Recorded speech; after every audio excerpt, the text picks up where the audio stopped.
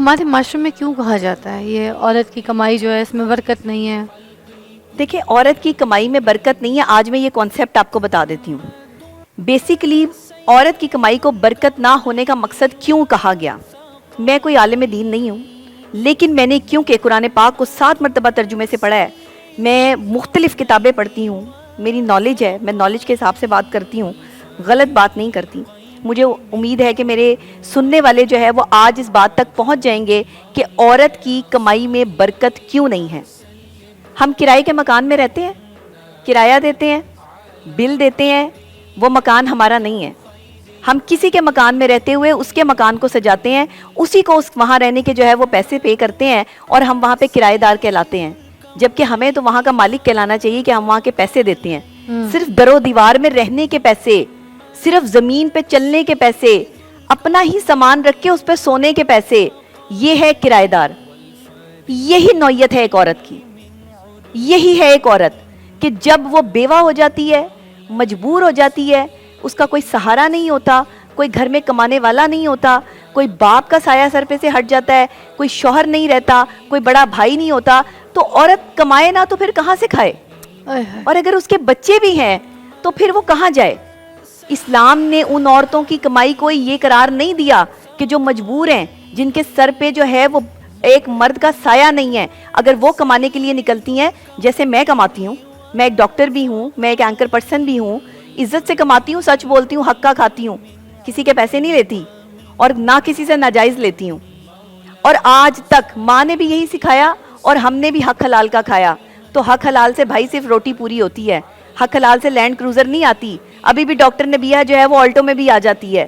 ابھی بھی ڈاکٹر نبیہ کے پاس کوئی جو ہے وہ یہاں پہ بڑی گاڑیاں یا شاندار محل نہیں ہے جس میں میں رہتی ہوں. اس بات کی یہ ہے سچائی، یہ ہے وہ حق کہ جو ہم نے ادا کرنا ہے. ایک عورت کی کمائی میں برکت اس لیے نہیں کہ اسلام اس کو کہہ رہا ہے کہ گھر میں ٹھہری رہو، تمہیں باہر جانے کی اجازت نہیں ہے. عورت کی ذمہ داری مرد کو دے دی ہے، لیکن وہ مجبور عورت کیا کرے کہ جس کا بچپن میں جو ہے وہ باپ کا سایہ سر سے اٹھ گیا ہو. وہ مجبور عورت کیا کرے کہ جو جوانی میں بیوہ ہو گئی ہو. اب یہاں پہ تو اللہ کا جو ہے وہ معاملات ہیں، یہاں پہ بندے کے معاملات تو نہیں ہیں. اچھا، اور اگر یہ اللہ کی آزمائش ہے اس عورت پہ، وہ نیک عورت ہے، اللہ اس کو آزما رہا ہے. آزماتا تو اللہ انہی لوگوں کو نا ہے جو ان کے وہ اپنے پسندیدہ لوگوں کو آزماتا ہے. اچھا، ایک اور مسئلہ یہ عورت کمانے نکلتی ہے باہر. جی، مرد کے شانہ بہ شانہ لوگ ایسے تو کہہ دیتے ہیں، برابری کی بات کر دیتے ہیں.